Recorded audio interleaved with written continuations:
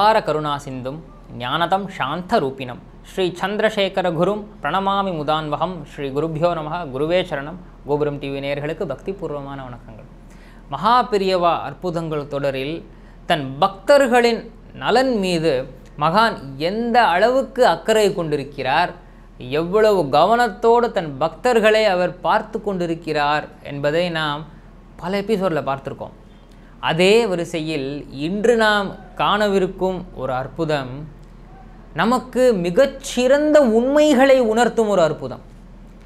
தன் பக்தர் அப்படின்னு ஒருத்தர் சொல்லிட்டார்னா அந்த க்ஷணத்திலிருந்தே அவர் மகானின் அந்த நேரடி பார்வையில் வந்துடுறார். அவர் எந்த தவறு செய்வதையும், ஒரு தவறான சிந்தனை அவருக்கு வருவதை கூட மகான் பொறுத்து கொள்ள மாட்டார். தன் பக்தர் தவறான பாதையில் ஒரு அடி எடுத்து வைப்பதை கூட மகான் ஏற்றுக்கொள்ளாமல், தன் பக்தர்னு சொல்லிட்டார்னா அவர் 100க்கு 100 தர்மப்படி தான் நடக்க வேண்டும். அவரை தர்மப்படி நடக்க வைப்பார் மகான். குருனா அதுதானே. தன்னுடைய பக்தர்கள், தன்னுடைய சிஷ்யர்கள் நெறிப்படுவதை அவர் பார்த்து கொண்டிருக்கிறார் இல்லையா? அதனால்தானே அவரை நாம் குருன்னு ஏற்றுக்கிறோம். அவர் சொல்வதை நாம் கேட்கும் பொழுதுதானே அவர் நமக்கு குருவாகிறார், நாம் அவருக்கு சிஷ்யராகிறோம், நாம் அவருக்கு பக்தராகிறோம். இதை மகான் கடைபிடிக்கிறார். பக்தர்களாகிய நாம் இதை அவ்வப்போது கடைபிடிக்காமல் இருந்தாலும் மகான் எப்பொழுதுமே இதை கடைபிடித்து கொண்டு தான் இருக்கிறார். அதை விளக்கும் ஒரு அற்புதம்தான் இன்று நாம் காணவிருக்கிறோம். ஒரு முறை காஞ்சியில் என்னாருது, மகான் பல்லக்கில் அமர்ந்து கொண்டு எல்லாருக்கும் பிரசாதம் கொடுத்துட்டுருக்கார். எல்லாருடைய குசலங்களையும் விசாரிச்சுண்டு அந்த பல்லக்கில் இருந்தவாறே பிரசாதங்களை கொடுத்து அனைவருக்கும் அருளாசிகளை பொழிந்து கொண்டிருக்கிறார். வரிசையில் பயங்கரமான கூட்டம். ஒரு தெரு நிரம்பி அடுத்த தெரு வரை கூட்டம் இருக்கிறது. வரிசையில் எல்லாரும் பிரசாதம் வாங்கிட்டு இருக்கா. மகான் எல்லாருக்கும் அருளிண்டே இருக்கார். இப்படி இருக்கும் பொழுது ஒரே ஒரு பக்தர் அப்படி வரார், அப்படி கை நீட்டுறார், பிரசாதம் கொடுங்கோ அப்படின்னு. திடீர்னு மகான் அந்த பல்லக்கின் திரை இருக்கு இல்லையா, அதை சட்டுன்னு இழுத்துண்டு அப்படி அந்த கதவை சாத்திக்கிறார். இப்போ யாருக்கும் ஒன்றும் புரியலை. என்னாச்சு, ஏன் இப்படி நடந்தது, யாருக்கும் போய் கதவை தட்டி என்னாச்சுன்னு கேட்கறதுக்கெல்லாம் தைரியம் இல்லையே, ஏன் இப்படி நடந்தது, செத்த நேரம் எல்லாரும் பொறுமையாக இருக்கா. இந்த பக்தருக்கும் ஒன்றும் புரியல. நம்ம கை நீட்டின்னு இருக்கோம், மகான் கதவை சாத்தின்ட்டுட்டாரே பல்லக்கில் அப்படின்னு. கொஞ்ச நேரம் கழித்து ஸ்ரீமடம் பாலு மாமா இருக்கார் இல்லையா, மகானின் அத்தியந்தமான தொண்டர் அவர் மட்டும் பொறுமையாக அந்த கதவை மெதுவாக திறந்து, பெரியவா கூட்டம் நிறையா இருக்குது பெரியவா, நீங்கள் தான் கதவை திறந்து பிரசாதம் கொடுக்கணும்னு சொல்லிகிட்டே பொறுமையாக திறக்கிறார்.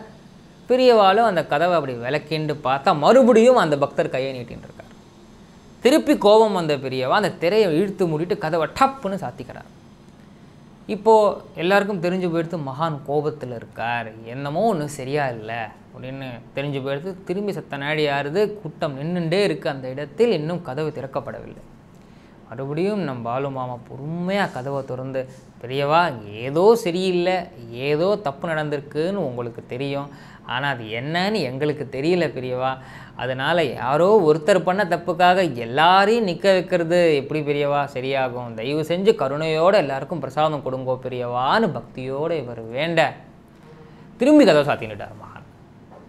என்னடா அது, என்ன ஆச்சு, நம்ம ஏதோ தப்பு பண்ணிட்டோமான்னு எல்லாரும் நின்றுட்டு இருக்கும் பொழுது சத்த நேரம் கழித்து அந்த கதவை திறக்கிறார் மகான். திறக்கும் பொழுது கழுத்தில் ஒரு சிவப்பு துண்டு இருக்குது. அந்த சிவப்பு துண்டை போட்டுட்டே கதவை திறக்கிறார். எல்லாருக்கும் என்ன பெரியவா சகப்பு துண்டை போட்டுக்கிறாரு, எப்போவுமே சகப்பு துண்டை போட்டுக்க மாட்டாரேன்னு பார்க்கும் பொழுது அவர் சொல்கிறார், இதோ இப்படித்தான் இந்த ஆசாமி என்ன தெரியுமா பண்ணுவார், எல்லாருக்கும் கடனை கொடுத்துருவார், அதற்கு வட்டி வட்டி வட்டி மேலே வட்டி வட்டி மேலே வட்டியாக போட்டுண்டு அவளால் திருப்பி கொடுக்க முடியாத ஒரு நிலைக்கு வந்துடுவா.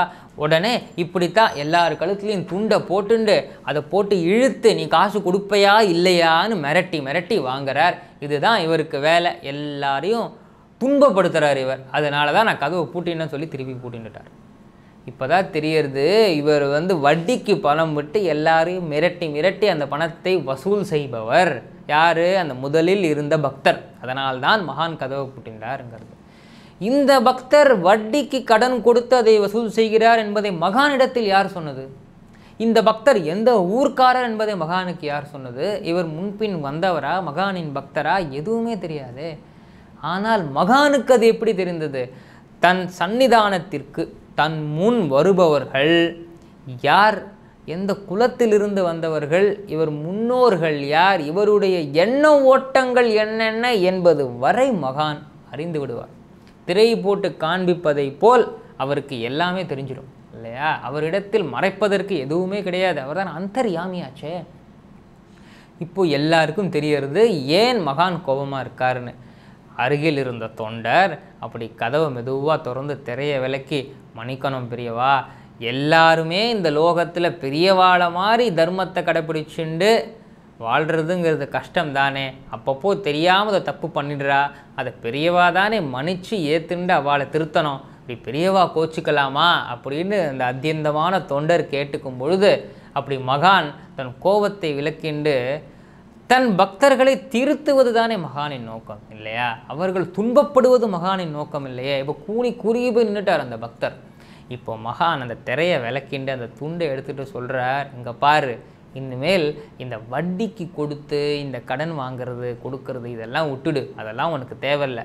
உன்கிட்டையோ நிறையா பணம் இருக்குது, நிறையா சொத்து இருக்குது, உன்கிட்ட இருக்கிற பணத்தெல்லாம் கூடமான வரைக்கும் யாருக்காவது தானம் பண்ண முடிஞ்சா, தர்ம காரியம் பண்ண முடிஞ்சா பண்ணு, எல்லா பணத்தையும் எடுத்து பேங்க்கில் போட்டுக்கோ, டெபாசிட் பண்ணி வச்சுடு, அதில் ஒரு வட்டி ஒரு மாதம் மாதம் அப்படின்னு. ஆமாம் பெரியவா வரும் அப்படின்னு அந்த பக்தர் சொல்ல, அதுவே நோக்கு போதும்ப்பா, நம்ம இது மாதிரி பாப காரியம்லாம் பண்ணக்கூடாது.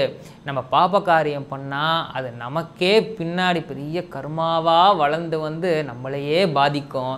அதனால் கெட்டது பண்ணாத, யாரையும் துன்புறுத்தாத, முடிஞ்சால் நல்லது பண்ணு, க்ஷேமமாக இரு, சரியா, இனிமேல் இந்த மாதிரி காரியம் பண்ணாத அப்படின்னு ரொம்ப க்ளோஸாக இருக்கிற ஒரு சிஷ்யர்கிட்ட ஒரு குரு, ஒரு டீச்சர் எப்படி பேசுவாரோ, அதையும் மீறி தன் குழந்தைகிட்ட அந்த தாயார் எப்படி பேசுவாளோ அது மாதிரி வாஞ்சையோடு அவருக்கு சொல்லி அவருக்கு பிரசாதமும் கொடுத்து, நீ க்ஷேமமாக இருப்ப, உனக்கு ஒரு குறையும் வராது, இனிமேல் இது மாதிரி பண்ணக்கூடாது, சரியா அப்படின்னு கேட்டு அவரையும் வாழ்த்தி திருத்தி அனுப்புகிறார் என்றால், தன் பக்தர் தவறான செயலில் ஈடுபடுவது மட்டுமல்ல, தவறான செயலில் ஈடுபடும் நோக்கம் கூட அவருக்கு வந்துவிடக்கூடாது என்பதில் மகான் எவ்வளவு ஸ்ரத்தையோடு இருக்கிறார். நாம் யார், நாம் என்ன செய்யறோம்னு நினைக்கிறோம், என்ன செஞ்சிருக்கோம், என்ன செய்ய போகிறோம் என்பது வரை அவருக்கு தெரியும். அவருக்கு தெரியாமல் நாம் ஒன்று செய்கிறோம் அப்படின்னு நினச்சுண்டோம்னாக்க அது நம் அறியாமையே தவிர வேறொன்றும் இல்லை. சக்ருத் ஸ்மரண மாத்திரேன பவரோக விநாசகே சந்திரசேகர பாதாப்சே வாசேதாம் ஹிருதிமே சதா.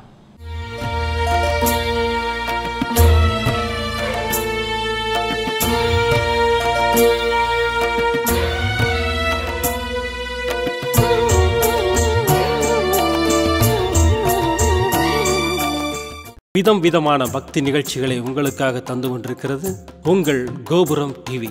உங்களுக்கு பிடித்த நிகழ்ச்சிகளை லைக் செய்யுங்கள், உங்களுக்கு பிடித்த மாணவர்களுக்கு ஷேர் செய்யுங்கள்.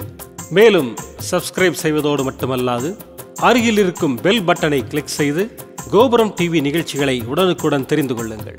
மற்றும் ஒரு மகிழ்ச்சியான செய்தி, கோபுரம் டிவி ஆப்பை கூகுள் பிளே ஸ்டோரில் ஃப்ரீ டவுன்லோட் செய்து கோபுரம் டிவி நிகழ்ச்சிகளை தொடர்ந்து கண்டுகளியுங்கள், பாருங்கள், ரசியுங்கள், பரவசமடையுங்கள். gopuramtv.com பக்தி பக்திமயம்.